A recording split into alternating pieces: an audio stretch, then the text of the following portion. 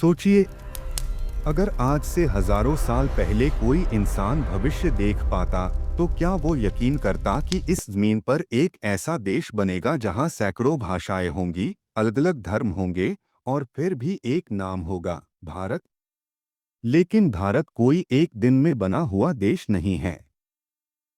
भारत एक लंबी यात्रा का नतीजा है, करोड़ों सालों की प्रकृति, हजारों सालों की सभ्यता और सैकड़ों सालों के संघर्ष का।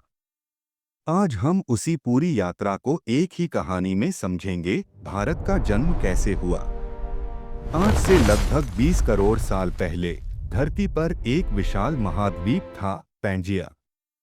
समय के साथ यह महाद्वीप टूटने लगा और इसी टूटन से एक बड़ा टुकड़ा अलग हुआ, इंडियन प्लेट। यह प्लेट दक्षिणी गोलार्ध से उत्तर की ओर बढ़ने लगी, हर साल लगभग 5 से 6 सेंटीमीटर की रफ्तार से। यह एक धीमी प्रक्रिया थी, लेकिन इसके परिणाम बहुत बड़े थे। करीब 5 करोड़ साल पहले इंडियन प्लेट टकराई यूरेशियन प्लेट से। इस जबरदस्त टक्कर से जन्म हुआ हिमालय पर्वत का। हिमालय केवल पहाड़ नहीं है, यह भारत की सुरक्षा दीवार भी है और हमारी भौगोलिक पहचान की नींव भी। यहीं से भारत का प्राकृतिक रूप बनना शुरू हुआ। जब हिमालय बना, तो उसके नीचे बहने लगी नदियां, सिंधु, गंगा, यमुना, सरस्वती। इन्हीं नदियों के किनारे इंसानों ने बसना शुरू किया। लगभग 3300 ईसा पूर्व भारत में विकसित हुई दुनिया की सबसे प्राचीन और उन्नत सभ्यताओं में से एक, सिंधु घाटी सभ्यता। हड़प्पा और मोहनजोदड़ो जैसे शहर अपने समय से बहुत आगे थे। पक्की ईंटों के घर, बेहतरीन सीवेज सिस्टम, सीधी सड़कें और संगठित नगर व्यवस्था। यह सभ्यता बताती है कि भारत की सोच शुरू से ही वैज्ञानिक और व्यवस्थित थी। समय के साथ यह सभ्यता कमजोर पड़ी और भारत में एक नया दौर शुरू हुआ, वैदिक काल। इसी काल में वेदों की रचना हुई, उपनिषद लिखे गए और भारतीय दर्शन की नींव रखी गई। कर्म, धर्म, पुनर्जन्म और मोक्ष जैसे विचार यहीं से आए। समाज को 4 वर्गों में बांटा गया, ब्राह्मण, क्षत्रिय, वैश्य और शूद्र। यहीं से सनातन संस्कृति ने आकार लेना शुरू किया, जो आज भी भारत की आत्मा है। इसके बाद भारत छोटे छोटे राज्यों में बंट गया, जिन्हें महाजनपद कहा गया। इनमें सबसे शक्तिशाली राज्य था मगध। यहीं से भारत का पहला बड़ा साम्राज्य उभरा।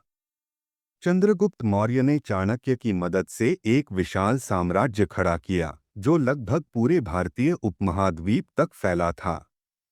यह पहली बार था जब भारत राजनीतिक रूप से एकजुट हुआ। चंद्रगुप्त के बाद आए सम्राट अशोक। अशोक ने कलिंग युद्ध लड़ा, जिसमें इतनी भयानक हत्या हुई कि उसका दिल बदल गया। उसी क्षण अशोक ने हिंसा छोड़ दी और बौद्ध धर्म अपना लिया। उसने शांति, अहिंसा और धर्म का संदेश पूरे एशिया में फैलाया। भारत पहली बार पूरी दुनिया में ज्ञान और शांति के केंद्र के रूप में जाना गया। समय बीतता गया और भारत की समृद्धि ने विदेशी आक्रमणकारियों को आकर्षित किया। मोहम्मद बिन कासिम, महमूद गजनवी और मोहम्मद गोरी जैसे आक्रमणकारी आए। इसके बाद दिल्ली सल्तनत की स्थापना हुई। भारत की संस्कृति बदली, लेकिन खत्म नहीं हुई। संघर्ष के बीच भी भारत ने खुद को संभाले रखा। इसके बाद आया मुगल काल। बाबर से लेकर अकबर, जहांगीर, शाहजहां और औरंगजेब तक। ताजमहल, लाल किला और मुगल स्थापत्य भारत की पहचान बने। इस दौर में कला, संगीत और प्रशासन ने नया रूप लिया। भारत ने हर प्रभाव को अपने अंदर समाहित किया, लेकिन अपनी जड़ें नहीं छोड़ी। फिर भारत के इतिहास में एक खामोश लेकिन खतरनाक मोड़ आया।